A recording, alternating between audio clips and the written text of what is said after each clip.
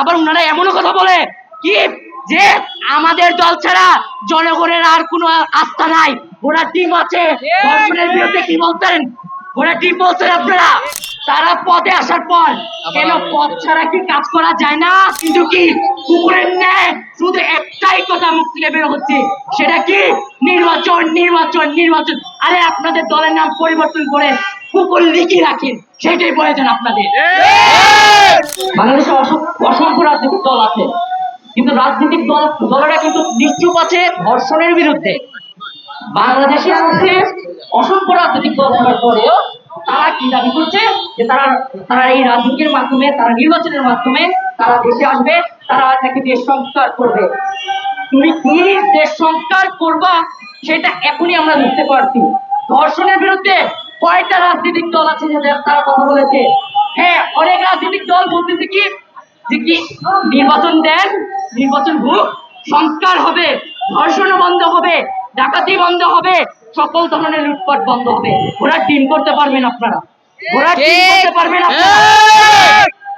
এখন যেহেতু আপনারা রাজনৈতিক দল, একটা নিরপেক্ষ দল হিসাবে কিন্তু দায়িত্ব পালন করছেন, কেননা এখন কোন রাজনৈতিক দল কিন্তু বর্তমানে ক্ষমতায় নাই।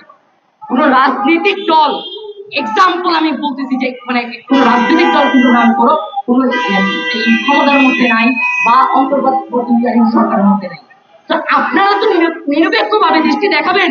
এই দেখো, আমরা এটার বিরুদ্ধে কথা বলেছি, আমরা অর্থনীতি করার বিরুদ্ধে কথা বলেছি, আমরা দর্শনের বিরুদ্ধে কথা বলেছি, কিন্তু কি কুকুরের ন্যায় শুধু একটাই কথা মুখ থেকে বের হচ্ছে, সেটা কি নির্বাচন নির্বাচন নির্বাচন। আরে আপনাদের দলের নাম পরিবর্তন করে কুকুর লিখে রাখেন, সেটাই প্রয়োজন আপনাদের। কুকুর দলে রাখেন, কুকুর পার্টি রাখেন, আপনাদের দলের নাম কুকুরের সঙ্গে সংশ্লিষ্ট করে, কুকুরের সঙ্গে মিলিত করে আপনারা আপনাদের দলের নাম রাখেন। রাজনীতি করে, আমরা তো রাজনীতি করি না, কিন্তু একটা কথা স্পষ্ট, এই গণ অভ্যুত্থানের মাধ্যমে শিক্ষার্থীরা যে দায়িত্ব পালন করেছে, কোন কুকুরের দলে এইরকম দায়িত্ব পালন করে না।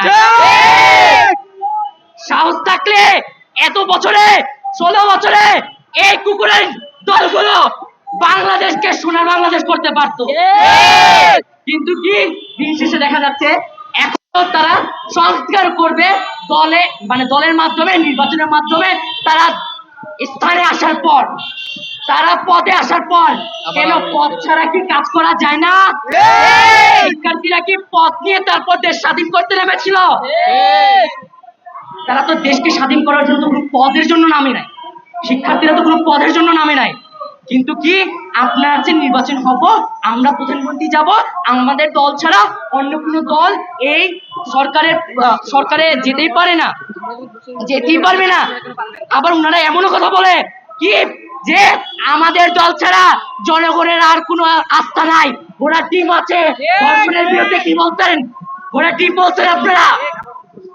ধর্ষণের বিরুদ্ধে কি ঘোড়া টিম বলছেন? রাজনীতিক আর করা লাগবে না বাংলাদেশে, যদি আপনারা বাংলাদেশের জনগণের পক্ষ না নিয়ে নিজের দলের কুকুরপন্থী কথা বলবেন।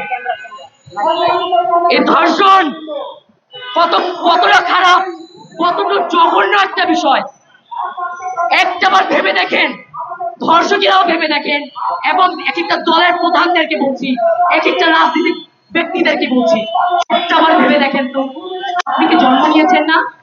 আপনি তো জন্ম নিয়েছেন, আপনি কে জন্ম দিয়েছে?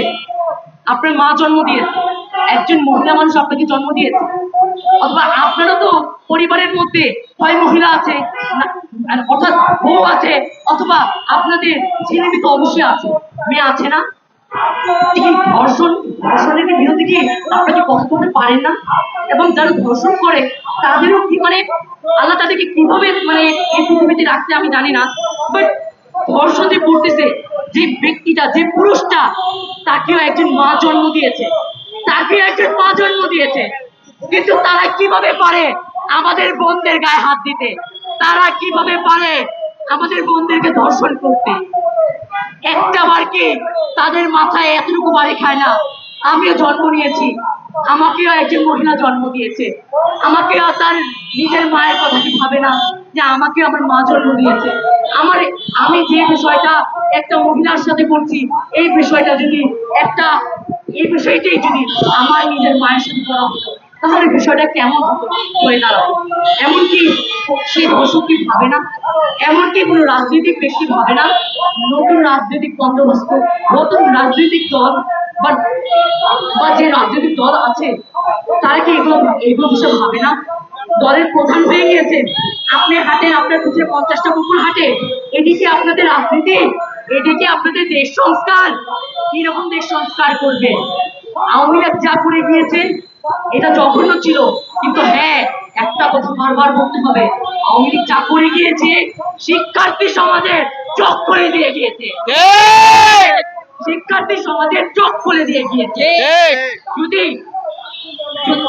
আজ না হোক কাল একদিন না একদিন অবশ্যই নির্বাচন হবে, নির্বাচনের পর যদি কোন দলকে দেখা যায় সেই আওয়ামী লীগের একই রূপে কার্যক্রম করে, তাহলে এই শিক্ষার্থী সমাজ বা শিক্ষার্থীবৃন্দ সে আওয়ামী লীগকে শিক্ষা দিয়ে গিয়েছে আমাদেরকে, যে শিক্ষা প্রদান করে গিয়েছে আমাদেরকে, এদের দেখে নাও আমরা এভাবে দেশকে চালিয়েছিলাম, তোমরা আমাদেরকে জুতার বাড়ি দিয়ে বাংলাদেশ থেকে বিদায় করেছো, বিদায় স্থাপন করেছো।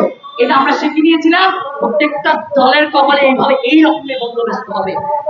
নতুন রাজনৈতিক দলের বন্দোবস্ত তো, আর নতুন শিক্ষার্থীরা নতুন রাজনৈতিক দলকে নতুন যে রাজনৈতিক দল আপনার যে ক্ষমতায় আসবে সেই রাজনৈতিক দলকে আপনার কি যদি তার একই অবস্থান পাওয়া যায় আওয়ামী লীগের মতো, তাদেরকে কুকুরের ন্যায় পালন করার এবং করার জন্য এই শিক্ষার্থীদের পাঠানো।